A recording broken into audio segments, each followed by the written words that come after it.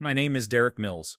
I'm 34 years old, and I'm about to tell you the story that changed my entire career trajectory.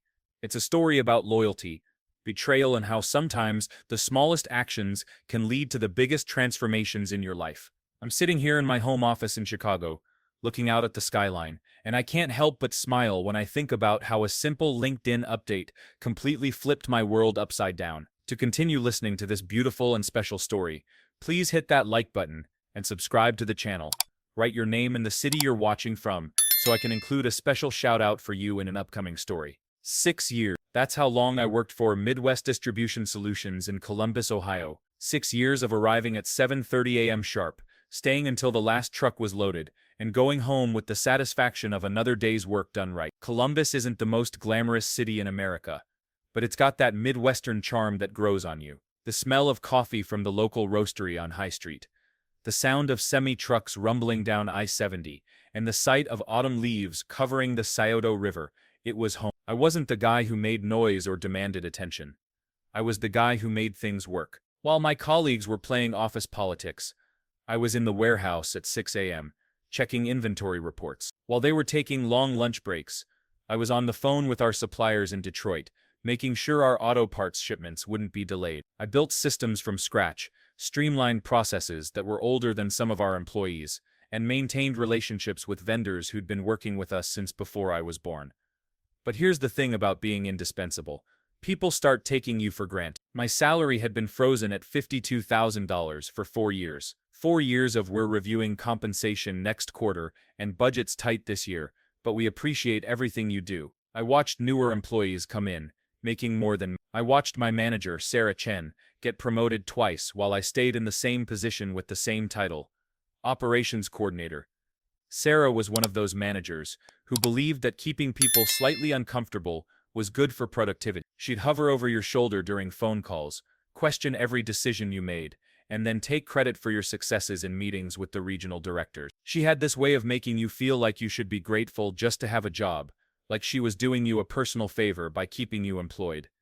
The breaking point came on a Tuesday in October. I just finished coordinating a complex delivery schedule for our biggest client, an automotive manufacturer in Toledo. 3 different suppliers, 2 backup vendors, and a tight 48-hour window. I pulled it off without a hitch, saving the company about $15,000 in rush fees. Sarah's response: "That's what we pay you for, Derek."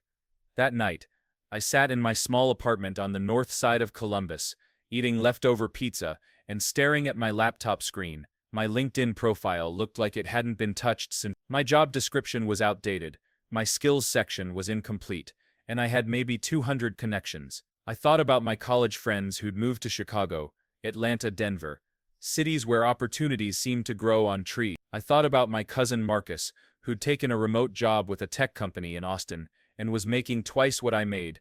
For the first time in 6 years, I felt truly stuck. Not just financially, but emotionally. I was 34 years old, single, living paycheck to paycheck, and watching my career stagnate while everyone around me moved forward. That's when I made the decision that would change everything. That Saturday morning, I woke up with a strange sense of determination. Columbus was experiencing one of those perfect fall days, crisp air, clear skies, the kind of weather that makes you want to take action. I made myself a strong cup of coffee, opened my laptop and logged into LinkedIn for the first time in months. Looking at my profile was embarrassing. My headline still read Operations Coordinator, with no additional context. My experience section was bare bones, just job titles and dates, no achievements, no metrics, no story. I looked like someone who'd given up on their career before it even started. I spent the entire weekend transforming my profile. I researched what other operations managers were highlighting. I dug through my old performance reviews and project files to find concrete numbers. I rewrote my job description to actually reflect what I did. Managed end-to-end supply chain operations for 50 men, coordinating with 15 pull vendors across 5 states, maintaining 99 points, and implementing process improvements that reduced operational costs by 8. I added skills I'd never thought to mention: vendor relationship management, logistics optimization, inventory forecasting, crisis management. I uploaded a professional photo I'd taken at my cousin's wedding, the only decent picture I had of myself in business attire. I wrote a summary that actually told my story instead of just listing my duties. But here's what I didn't do. I didn't change my headline to open to work. I didn't post anything about looking for new opportunities. I didn't even connect with recruiters. I simply updated my profile to accurately reflect who I was professionally. It felt good to see my career laid out clearly, to recognize that I'd actually accomplished more than I'd given myself credit for. Sunday night, I felt proud of the work I'd done. My profile looked professional, complete, legitimate. I felt like I'd reclaimed some part of my professional identity that had been slowly disappearing under Sarah's management. I went to bed thinking about how maybe, just maybe, I could start believing in my own potential again. I had no idea that by Monday morning, my entire life would be turned upside down. Monday morning started like any other. I arrived at the office at 7:30 a.m., grabbed my usual coffee from the break room, and settled into my desk to review the weekend's shipping report. The warehouse smelled like cardboard and diesel fuel, familiar scents that had become comforting over the years. I was deep into analyzing a delivery delay from our Louisville facility when I heard Sarah's voice behind me. "Derek, can I see you in my office?" Her tone was different, not the usual passive-aggressive pleasantness, but something sharper, more pointed. I followed her into her glass-walled office, which overlooked the warehouse floor. She closed the door behind us, which was unusual. Sarah believed in the open-door policy, mainly because she liked everyone to overhear her conversations. "Sit down," she said, not looking at me as she settled behind her desk. Her computer screen was turned toward her, and I could see the blue and white colors of LinkedIn reflected in her glasses. "I did some research over the weekend," she began, her fingers drumming against her desk. "Interesting updates to your professional profile." My stomach dropped. I hadn't even considered that she might be checking my LinkedIn activity. In 6 years of working together, social media had never been a topic of conversation. I didn't even know we were connected on LinkedIn. "I can explain," I started, but she held up her hand. "Are you planning to leave?" she asked, her eyes finally meeting mine. "Because if you are, I need to know. We need to start making contingency plans." I felt like I was being accused of a crime. "No, I'm not planning to leave. I just updated my profile. It hadn't been touched in years." "People don't update their LinkedIn profiles for fun, Derek. They do it when they're job hunting." Her voice was getting louder, and I could see warehouse workers glancing toward the office through the glass walls. "I wasn't job hunting. I was just updating my information, making it accurate." Making it accurate. She clicked her mouse, and I realized she was scrolling through my profile. "You've never mentioned half of these achievements in our one-on-ones. You've never talked about process improvements or cost saving. Why put it on LinkedIn if you weren't trying to attract attention from other employers?" I felt trapped. Everything I'd written was true, but somehow Sarah was making it sound like I'd been lying to her for years. "Those are all projects I've worked on here. I thought it would be good to have a complete professional profile. If you're not loyal, you're a risk," she said, leaning back in her chair. "I can't have someone on my team who's already got one foot out the door. It affects morale, it affects productivity, and it affects trust." "I've been here for 6 years," I said, my voice rising despite my efforts to stay calm. "I've never missed a deadline, never had a major vendor complaint, never given you any reason to question my commitment to this company. Until now." The conversation went in circles for another 10 minutes. She questioned my motives, my loyalty, my commitment. She made it sound like updating a LinkedIn profile was tantamount to corporate espionage. I tried to explain that I'd simply wanted to present myself professionally online, that it was 2023 and having an updated LinkedIn profile was basic career maintenance. Nothing I said mattered. She'd already made up her mind. "I'm going to need to discuss this with HR," she said finally. "In the meantime, I want you to think carefully about whether you really want to be here. Because if you don't, it's better for everyone if we address that sooner rather than later." I walked back to my desk feeling like I'd been punched in the gut. 6 years of loyalty, of going above and beyond, of being the guy who solved problems instead of creating them. And it all meant nothing, because I dared to update my LinkedIn profile. The rest of Monday crawled by. I tried to focus on work, but every time I looked up, I could see Sarah in her office, either on the phone or typing emails. Around 3 p.m., I watched her walk to HR with a manila folder in her hand. My folder, I was sure. By 4 p.m., I was called into HR. Janet Morrison, the HR director, was a kind woman in her 50s, who'd always been fair with me. She looked uncomfortable as she gestured for me to sit down across from her desk.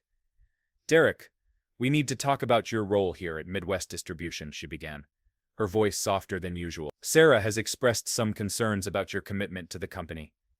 I felt my heart racing. My commitment? Janet, I've been here 6 years. I've never had a negative review. I've saved this company thousands of dollars in efficiency improvement. I understand that, and your work has been appreciated. But we're in a position where we need to make some operational changes. She pulled out a packet of papers. We've decided to dissolve your position effective immediately. Dissolve my position. Not terminate me for cause, not lay me off due to budget cuts. But dissolve my position. As if what I'd been doing for 6 years wasn't actually necessary. This is about the LinkedIn profile, I said. It wasn't a question. Janet looked down at her hand. Her up. Derek, I can't discuss specific personnel decisions, but I can tell you that this was a difficult decision, and it's not a reflection of your work quality. Then what is it a reflection of? She handed me the severance packet. You'll receive 2 weeks' pay, continuation of health insurance for 30 days, and a letter of recommendation. I'm sorry it worked out this way. I sat in that chair for a moment, staring at the papers in my hands. 6 years of my life, reduced to a severance package and a form letter. 6 years of building relationships, solving problems, and keeping the operation running smoothly. All wiped away because I dared to update my professional profile. I need to clean out my desk, I said quietly. Of course. Take your time. Walking back to my desk felt like a death march. The warehouse was still humming with activity.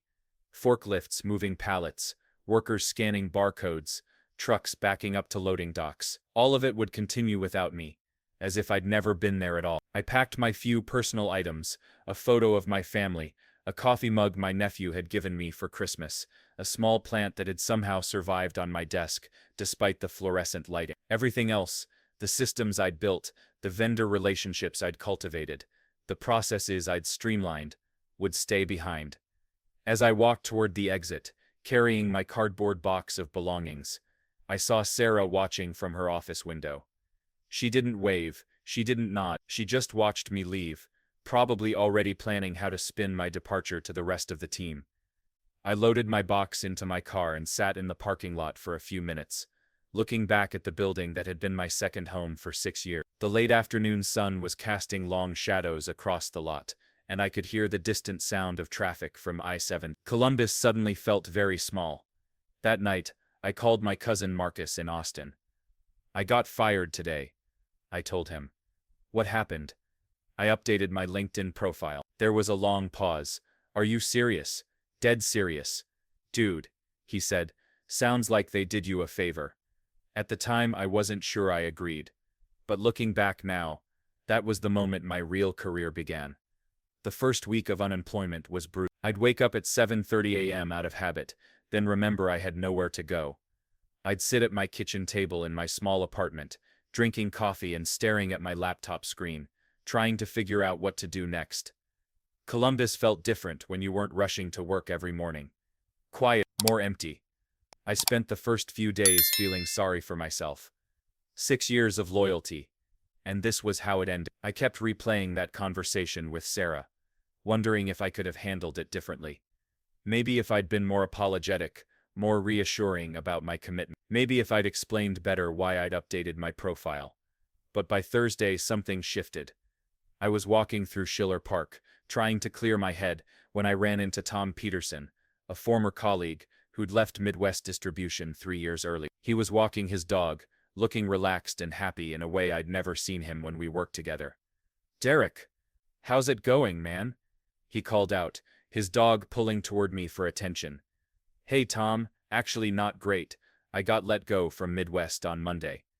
His expression changed immediately. What happened? I told him the whole story. The LinkedIn update, the interrogation, the pink slip. He listened without interrupting, nodding occasionally. Jesus, he said, when I finished. That's insane. But honestly, best thing that ever happened to me was leaving that place. Real dude, I was miserable there. I just didn't realize how miserable until I left. I'm working for a logistics company in Pittsburgh now. Fully remote, making 40% more than I was at Midwest, working with people who actually value what I bring to the table. We talked for another 30 minutes. He told me about the opportunities that were out there, the companies that were actively recruiting experienced operations people, the way the industry had evolved since I'd gotten comfortable in my role at Midwest. "Your LinkedIn profile," he said. "Is it updated now?" "Yeah, I spent a weekend making it actually reflect what I do." "Good. That's your ticket out of Columbus if you want it. There are companies all over the country looking for people with your experience." That conversation was a turning point. I went home and really looked at my LinkedIn profile for the first time since I'd updated it. Tom was right. It painted a picture of someone with serious operational experience. Someone who'd built systems and managed complex logistics. It wasn't the profile of someone who should be settling for a frozen salary and a boss who questioned their loyalty. I started researching companies, supply chain management firms, logistics consultants, e-commerce operations, manufacturing companies. I looked at job postings not just in Columbus, but in Chicago, Atlanta, Denver, Nashville. Cities where my cousin Marcus was right. Opportunities seemed to grow on trees. For the first time in years, I felt excited about my career. Not just grateful to have a job, but excited about what I could do, where I could go, who I could become. That night, I did something I'd never done before. I changed my LinkedIn headline to "Open to Work." Within 48 hours of changing my LinkedIn status, my phone started ringing. Not just local recruiters, but companies from Chicago, Atlanta, Indianapolis, even a few from the West Coast. It was like I'd been invisible for years, and suddenly everyone could see me. The first call came from a recruiter in Chicago, representing a supply chain analytics firm called Meridian Logistics. "I saw your profile," she said. "Your experience with process optimization and vendor management is exactly what we're looking for. Are you available for a phone interview this week?" I was available immediately.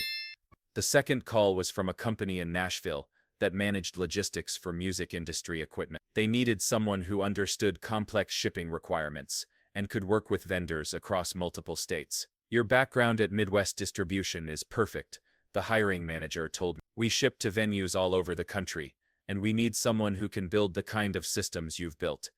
The third call was from Atlanta, representing a company that handled fulfillment for e-commerce brands. They were growing rapidly and needed someone who could scale their operations without losing efficiency. Suddenly, I wasn't just Derek, the operations coordinator who'd gotten fired for updating his LinkedIn profile. I was Derek, the supply chain professional, with 6 years of experience building systems and managing complex logistics operations. The interviews were different than anything I'd experienced at Midwest Distribution. These companies asked about my achievements, my problem-solving approach, my vision for operational efficiency. They wanted to know about specific projects I'd led, metrics I'd improved, innovations I'd implemented. At Midwest, I'd been treated like a cost center. These companies were treating me like an asset. The Chicago opportunity was the most intriguing. Meridian Logistics was a mid-size firm that worked with companies to optimize their supply chain operations using data analytics. They needed someone who could bridge the gap between the technical analytics team and the practical operations side. Someone who understood both the numbers and the reality of moving products from point A. "We're looking for someone who can be a strategic partner to our clients," the hiring manager, David Kim, explained during our video interview. "Someone who's lived the operational challenges and can help companies solve them using data-driven approach." The salary range they mentioned was $68,000 to $75,000, plus performance bonuses, 30% higher than what I'd been making at Midwest. The position was remote first, with occasional travel to client site. They offered full health benefits, retirement matching, and professional development opportunity. But what impressed me most was how they talked about their employees. David mentioned team members by name, talked about their career growth within the company, described a culture where people were encouraged to innovate and take ownership of their work. "We want people who are excited about what they do," he said. "People who see opportunities instead of just problems." After 6 years of being made to feel like I should be grateful just to have a job, hearing someone talk about wanting excited, innovative employees was revolutionary. By the end of the second week, I had 3 solid offers. The decision wasn't easy, but Chicago kept calling to me. Maybe it was the opportunity to work with cutting-edge analytics. Maybe it was the chance to escape the small-town mindset that had kept me trapped for so long. Or maybe it was just the appeal of a fresh start in a city where nobody knew me as Derek, who got fired for updating his LinkedIn. I accepted the offer from Meridian Logistics on a Friday afternoon. My start date was 3 weeks away, which gave me time to relocate to Chicago and find an apartment. That weekend, I celebrated by taking myself out to dinner at a nice restaurant in the Short North District. I ordered a steak I couldn't really afford, and a glass of wine I'd never tried. I raised a toast to myself, to new beginnings, and to the LinkedIn update that had changed everything. I was in the middle of apartment hunting on a snowy Chicago morning when my phone rang. The caller ID showed Sarah's number. I stared at the screen for a long moment, debating whether to answer. Part of me wanted to let it go to voicemail, to maintain my dignity and avoid whatever manipulation she might be planning. But curiosity got the better of me. "Hello, Sarah. Derek. Hi, how are you doing?" Her voice was different than I'd ever heard it. Less authoritative, more uncertain. "I'm doing well, thanks. What can I help you with?"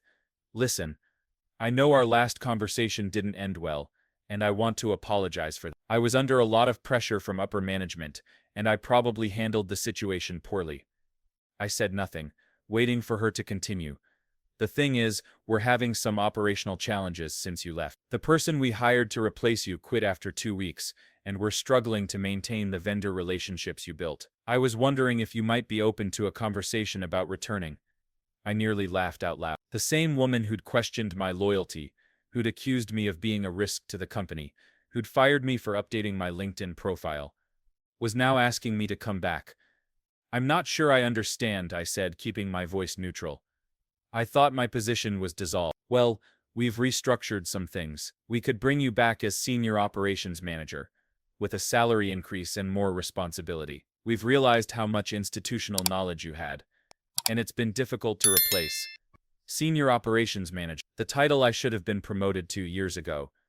The salary increase I should have received based on my performance. The recognition I should have gotten for the systems I'd built and the relationships I'd maintained." "What kind of salary increase are we talking about?" I asked. "We could go up to $58,000, maybe $60,000 depending on the budget approval." $60,000 for a senior position, for someone they now recognized as having institutional knowledge, for someone whose absence had created operational challenge. "Sarah, I appreciate the offer, but I've already accepted a position with another company." "What company?" "Maybe we can match their offer. It's a supply chain analytics firm in Chicago. The salary is $72,000 plus performance bonuses." There was a long pause. "Chicago?" "Yes. I'm moving there next week." "Derek, I think you're making a mistake. Chicago is expensive, and you don't know anyone there. Here in Columbus, you have a proven track record, people who know and value your work." "People who value my work." I couldn't keep the edge out of my voice. "Sarah, you fired me for updating my LinkedIn profile. You told me I was a risk to the company. You dissolved my position." "That was a misunderstanding. I was under pressure." "It wasn't a misunderstanding. You made it clear that you didn't trust me, that you didn't value my contributions, and that you saw me as expendable. The only reason you're calling now is because you're dealing with the consequences of that decision. We could really use you back, Derek. The automotive client in Toledo is threatening to switch suppliers because of delivery delays. The Louisville facility is having inventory issues. We need someone who understands the systems." I understood the systems because I'd built them. I'd spent 6 years creating processes, building relationships, and solving problems. And when I'd tried to present myself professionally online, I'd been fired for it. "I'm sorry, Sarah, but I'm not interested in returning. I'm looking forward to my new opportunity. Can I ask you to think about it? Maybe we could discuss it further when you're back in town." "I won't be back in town. I'm moving to Chicago permanently." Another long pause. "Well, if things don't work out in Chicago, we'd love to have you back. You know how to reach me." After I hung up, I sat in my temporary furnished apartment, looking out at the Chicago skyline. Snow was falling gently, and the city looked clean and full of possibility. I thought about Sarah's offer, about the desperation I'd heard in her voice, about the operational challenges they were facing without me. For just a moment, I felt a tiny spark of satisfaction. Not vindictive satisfaction, but the satisfaction of knowing that my work had mattered, that my contributions had been more significant than they'd acknowledged, that my absence had created problems they couldn't easily solve. But more than that, I felt relief. Relief that I'd moved on, that I'd found something better, that I'd refused to settle for the same treatment that had made me so unhappy for so long. My first day at Meridian Logistics felt like stepping into a different world. The office was in a converted warehouse in Chicago's River North neighborhood, with exposed brick walls, high ceilings, and huge windows that flooded the space with natural light. Instead of the fluorescent-lit cubicles and concrete floors of Midwest distribution, I was surrounded by standing desks, comfortable seating areas, and the kind of modern technology I'd only read about. David Kim met me at the elevator, with a genuine smile and a cup of coffee. "Welcome to the team, Derek.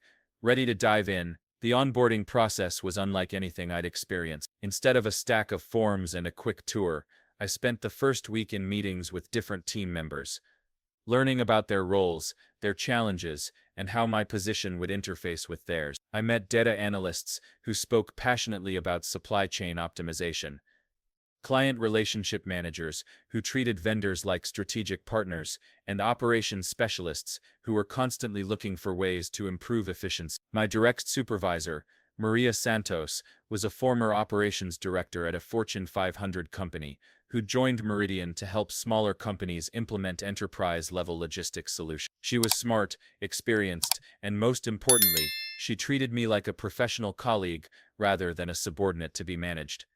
"Your job," she explained during our first one-on-one meeting, "is to be the bridge between what the data tells us and what actually happens in the real world. You've lived the operational challenges our clients are facing. You understand what it's like to coordinate with multiple vendors, manage complex delivery schedules, and solve problems on the fly." She showed me the client portfolio I'd be working with. Mid-sized companies across the Midwest and Southeast, most of them facing the same challenges I'd dealt with at Midwest Distribution. Inefficient processes, poor vendor communication, lack of visibility into their supply chains. "These companies are where you were 6 months ago," Maria said. "They know they need to improve, but they don't know how. Your job is to help them see the possibilities." My first project was with a manufacturing company in Indianapolis that was struggling with inventory management. They had too much of some products, not enough of others, and no clear system for forecasting demand. I spent 2 days on site, walking through their warehouse, talking to their staff, understanding their current processes. It was like looking at a younger version of myself. The operations manager, a woman named Jennifer, was clearly capable and dedicated, but she was drowning in inefficiencies that had built up over years. She was fighting the same battles I'd fought, dealing with the same frustrations, hitting the same wall. "We know we need to modernize," she told me during a break in our process review, "but we don't know where to start, and we can't afford to disrupt operations while we're figuring it out." I spent the next week developing a phased implementation plan that would gradually introduce new processes and technologies without disrupting their current operations. I drew on every lesson I'd learned at Midwest Distribution, every problem I'd solved, every efficiency I'd discovered. The difference was that now I had the support of a team of data analysts who could quantify the impact of each change, and the backing of a company that wanted to see both me and our clients succeed. When I presented the plan to Jennifer and her team, I watched their faces change from skepticism to excitement. They could see how each phase would build on the previous one, how the changes would solve real problems they were facing every day. "This is exactly what we needed," Jennifer said after the presentation. "Someone who understands what we're going through but can also show us a way forward." That night, I called my cousin Marcus from my new apartment in Chicago. "I think I found my calling," I told him. "Yeah? What's that?" "Helping people solve the problems I used to have."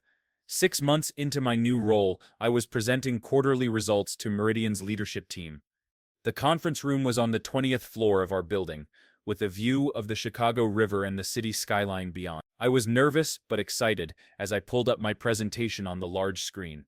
"Client satisfaction scores for Q2 averaged 4.7 out of 5, I reported. Implementation timelines came in 15% under projected schedules, and cost savings exceeded targets by an average of 2. The numbers were impressive, but what I was most proud of were the individual success stories. The Indianapolis Manufacturing Company had reduced their inventory carrying costs by 30% while improving their order fulfillment rate. A distribution center in Louisville had cut their shipping errors by 60% and improved their vendor relationships significantly. A logistics company in Nashville had streamlined their operations so effectively that they were able to take on two new major clients without adding staff. "What's driving these results?" asked Rebecca Walsh, Meridian's CEO. "I think it's the combination of understanding the operational realities and having the analytical tools to optimize them," I said. "Most of these companies have been doing things the same way for years.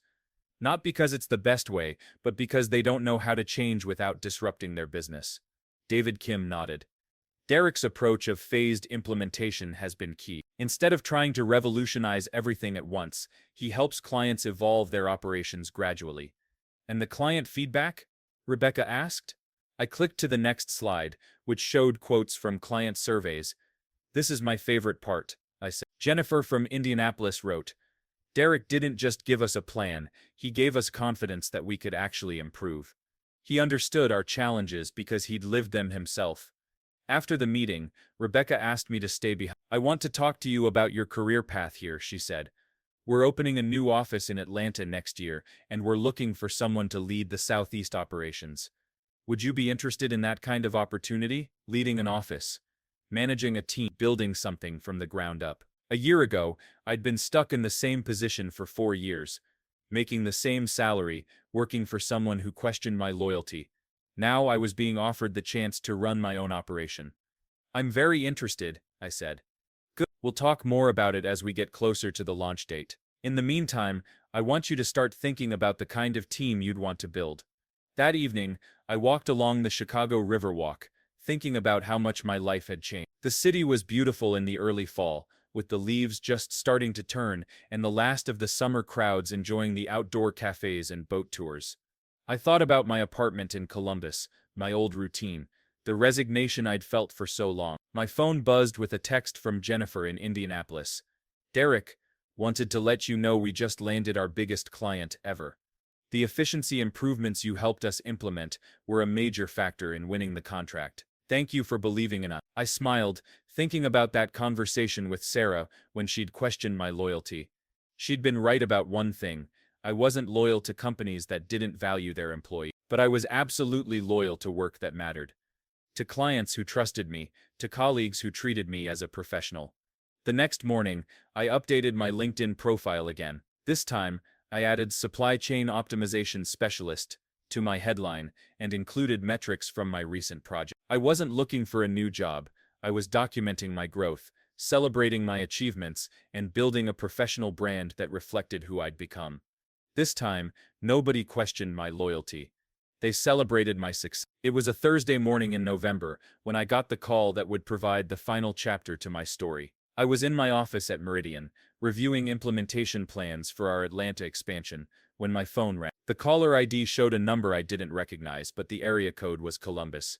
"Derek Mills." "Derek, this is Tom Bradley from Midwest Distribution. I'm the new Regional Operations Director." I recognized the name. Tom had been brought in from outside the company about 6 months after I left. Part of what I'd heard was a significant management restructuring. "What can I do for you, Tom?" "I wanted to reach out because I've been reviewing our operational history, and your name keeps coming up. I understand you used to work here." "I did, 6 years, until about a year and a half ago. I've been looking at the systems you built, the vendor relationships you maintained, the efficiency improvements you implemented. Frankly, I'm impressed. I'm also curious about why you left." I paused, considering how much to share. "I was terminated after updating my LinkedIn profile. My supervisor felt it indicated disloyalty." There was a long silence. "I'm sorry to hear that. That was a significant mistake on our part. I appreciate you saying that. Actually, I'm calling because I'd like to offer you a position. We're restructuring our operations division, and we need someone with your experience to come in as operations director. It would be a significant step up from your previous role here, with appropriate compensation." Operations director. The position I'd dreamed of for years, the recognition I'd wanted, the opportunity to implement changes on a larger scale. "I'm flattered, Tom, but I'm very happy where I am." "I understand, but I'd like to make you an offer anyway." Operations director. $85,000 base salary, plus performance bonuses, full benefits, and a team of 6 direct reports. You'd have the authority to implement the kind of systemic changes you were suggesting in your previous role. It was a substantial offer, more money than I was making at Meridian, and the chance to fix the problems I'd lived with for 6 years. But as I looked out the window at the Chicago skyline, I realized something important. I didn't want to go backward, even to a better version of where I'd been. Tom, I appreciate the offer, but I'm not interested in returning to Midwest distribution. Can I ask why? Because I've found something better. I'm not just solving problems for one company anymore. I'm helping multiple companies solve the same problems I used to have. I'm building something new instead of trying to fix something that's been broken for years. I understand, but if you change your mind, the offer stands. After I hung up, I sat quietly for a moment, processing what had just happened. Midwest Distribution, the company that had fired me for updating my LinkedIn profile, was now offering me a director position with a significant salary increase. The vindication was complete. But what struck me most was how little satisfaction I felt from the offer. A year ago, getting that call would have felt like the ultimate victory. Now, it just felt like a reminder of how far I'd come. That evening, I called my cousin Marcus. Guess what happened today? What? My old company offered me a director position. $85,000. Are you taking it? No. Why not? Because I'm not the same person who got fired for updating his LinkedIn profile. I'm not looking for revenge or vindication. I'm looking for growth. Marcus laughed. Look at you, all mature and philosophical. I'm serious. A year and a half ago, I was stuck in the same position for 4 years, making the same salary, working for someone who didn't value what I brought to the table. Now I'm helping companies across the country solve operational challenges. I'm being considered for a promotion to run my own office, and I'm building a career instead of just holding a job. And it all started with updating your LinkedIn profile. Yeah, but that's not really the point. The point is that I stopped settling for less than I was worth. I stopped being grateful just to have a job and started building a career.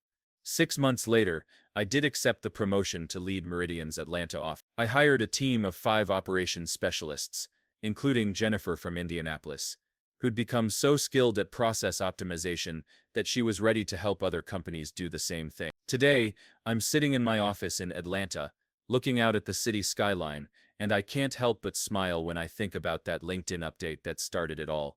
Not because it got me fired, but because it forced me to recognize my own value. I learned that loyalty isn't about accepting whatever treatment you're given. It's about being true to your own professional growth and surrounding yourself with people who value what you bring to the table. Sometimes the best thing that can happen to you is having someone else recognize your worth, even if it's not the person you expected. And sometimes the scariest thing you can do is update your LinkedIn profile, because you never know who might be watching or where it might lead.